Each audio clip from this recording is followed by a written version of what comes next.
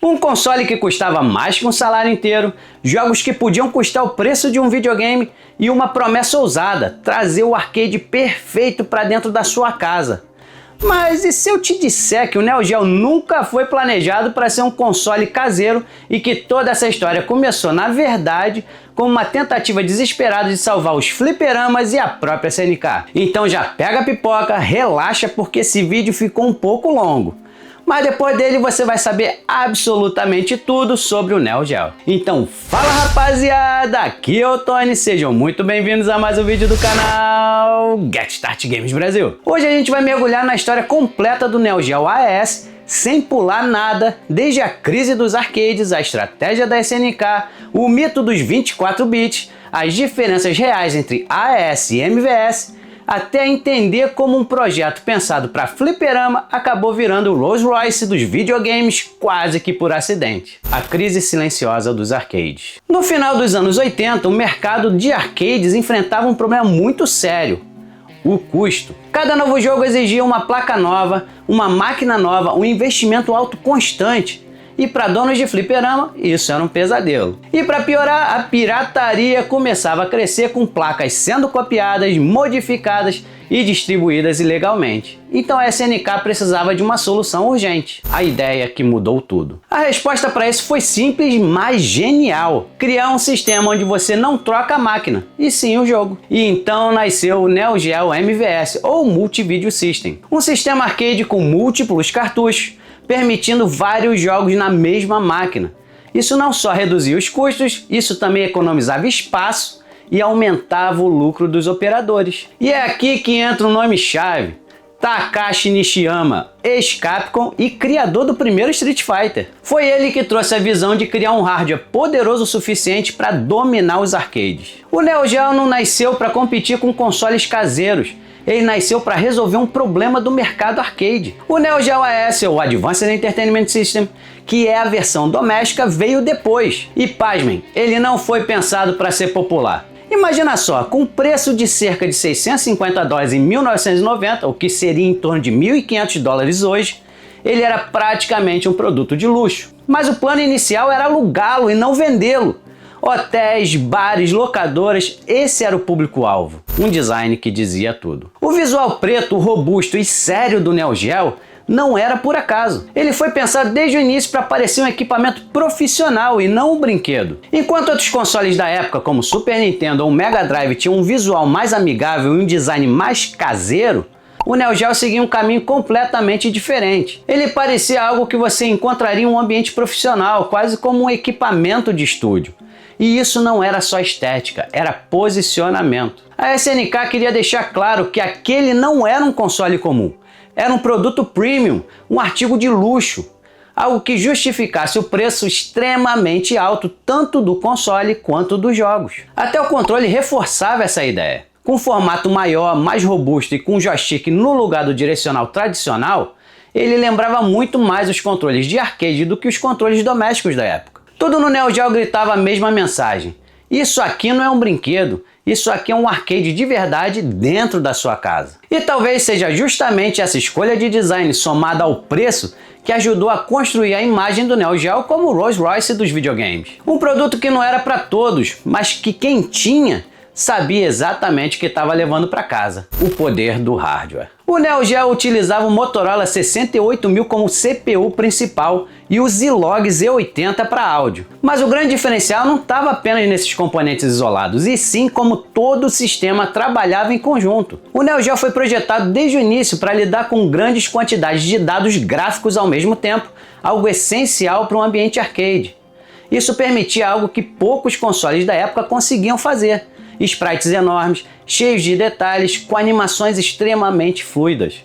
Enquanto outros sistemas precisavam reduzir a qualidade ou simplificar elementos visuais, o Neo Geo praticamente não fazia concessões. Os personagens eram maiores, mais detalhados, mais expressivos. E isso ficava ainda mais evidente em jogos de luta, onde cada frame de animação fazia diferença. Além disso, o sistema também era capaz de exibir muitas cores simultaneamente e lidar com múltiplas camadas de elementos na tela sem perder desempenho. Na prática, isso significava uma coisa muito simples: o Neo Geo não parecia um console tentando imitar o arcade. Ele era o próprio arcade dentro da sua casa. E é aí que, mais uma vez, entra o famoso marketing. Os 24 bits explicados de verdade. Agora vamos entrar na parte mais polêmica. O Neo Geo era anunciado como um sistema de 24 bits, mas isso não era totalmente verdade. O console tinha um processador e um coprocessador. O processador principal era o Motorola 68000, que é um chip de 16 bits, enquanto o coprocessador era o Zilog Z80, de 8 bits, que era responsável pelo áudio. Mas o número 24 não vinha da soma dos bits desses dois processadores. Ele vinha principalmente da forma como o sistema gráfico manipulava os dados com caminhos internos mais largos e uma capacidade muito maior de processar sprites e informações visuais ao mesmo tempo. E essa largura de dados utilizada para o processamento gráfico poderia chegar até 24 bits, e é daí que vem o número. Mas embora isso não represente uma arquitetura real de 24 bits como um todo, era uma forma de traduzir o poder do sistema em um número mais impressionante.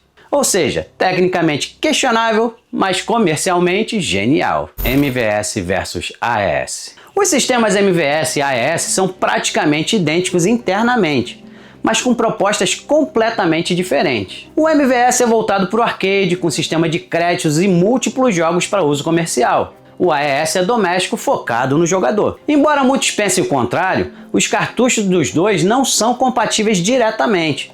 Isso não foi por acaso, foi proposital. Eles são diferentes fisicamente, possuem conectores diferentes, no caso do MVS eles possuem mais pinos, tem diferenças elétricas e de comunicação entre os sistemas. Agora uma curiosidade rápida. A SNK desenhou os cartuchos de formas diferentes para impedir que os donos de fliperamas comprassem jogos domésticos mais baratos, tipo jogos usados, ou que os jogadores domésticos comprassem os jogos de arcade, que geralmente são mais baratos e com menos polimento na carcaça, para usar em casa.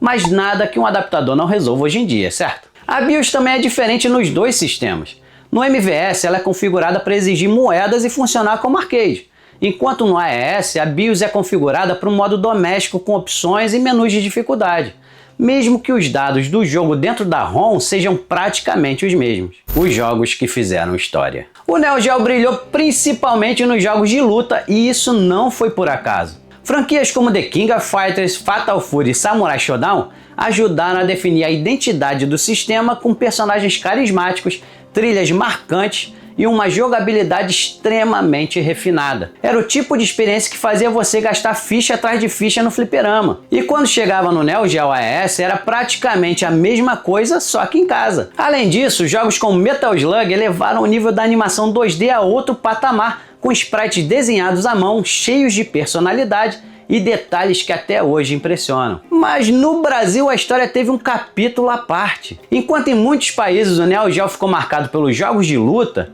no Brasil teve um jogo que dominou os fliperamas de um jeito diferente: Super Sidekicks. Esse jogo de futebol virou febre. Era presença constante em bares, fliperamas e qualquer lugar que tivesse uma máquina disponível. Ele era rápido, competitivo, fácil de aprender e extremamente viciante. Isso ajudou a consolidar o Neo Geo como parte da cultura dos arcades no Brasil, criando memórias que muita gente carrega até hoje, porque ele não dominou as casas. E aí vem a pergunta inevitável: se o Neo Geo era tudo isso, por que ele não dominou as casas no mundo inteiro? E a resposta é simples: o preço. Mas não é só isso. Enquanto os outros consoles eram acessíveis e pensados para o grande público, o Neo Geo era praticamente um produto de luxo. E isso criava uma barreira enorme, porque no fim das contas, a maioria das pessoas não queria o console mais poderoso. Eles queriam um console que cabia no bolso e que tinham mais jogos disponíveis. Além disso, empresas como Nintendo e Sega investiam pesado em marketing, distribuição e parcerias, criando ecossistemas muito mais acessíveis. O Neo Geo, por outro lado, seguia um caminho completamente diferente, menos acessível, mais exclusivo, mais nichado. E no fim, a acessibilidade venceu o poder bruto, o primeiro e último jogo. E agora vem uma curiosidade que muita gente gosta, inclusive eu. Qual foi o primeiro e último jogo a ser lançado para o Neo Geo AES? Um dos principais jogos de lançamento do console foi NAM 1975. NAM 1975 é um jogo de tiro run and gun e arcade, onde os jogadores controlam soldados das Forças Especiais dos Estados Unidos em uma missão de resgate no Vietnã, enfrentando hordas de inimigos em 6 fases intensas com gráficos e som marcantes da época. E o último jogo a ser lançado foi Samurai Shodown 5 Special em 2004, 14 anos depois do lançamento do console. Uma vida longa rara para um item de luxo como esse. Samurai Shodown 5 Special é amplamente considerado o ápice técnico e a carta de amor da SNK ao console, sendo o último jogo lançado oficialmente para o sistema. É uma versão aprimorada de Samurai Shodown 5, focada em balanceamento, jogabilidade rápida e violência extrema. O legado. O Neo Geo virou muito mais do que um console, ele se tornou um símbolo de poder, exclusividade e principalmente respeito pelos arcades. Ele representava uma filosofia diferente. Enquanto outras empresas buscavam atingir o maior número de jogadores, a SNK buscava entregar a experiência mais pura possível, sem concessões. E isso teve um preço. Bom, literalmente. Mas a verdade é que ele também garantiu algo que poucos consoles conseguiram: um status quase lendário. Até hoje o Neo Geo é lembrado como um dos sistemas mais icônicos já criados e ainda continua vivo através de colecionadores, fãs e até novos jogos desenvolvidos por entusiastas. E aqui entra um detalhe que pouca gente percebe: o Neo Geo não tentou vencer a geração, ele tentou ser perfeito.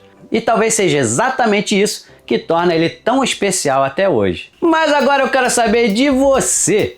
Qual outro console você quer ver a história completa aqui no canal? Deixa a sua sugestão aí nos comentários. E se você curtiu esse tipo de conteúdo mais completo e detalhado, já deixa o like, se inscreve no canal, porque isso ajuda demais o canal a crescer. Então, muito obrigado por assistir até o final. Fiquem com Deus e nos vemos no próximo vídeo. Fui!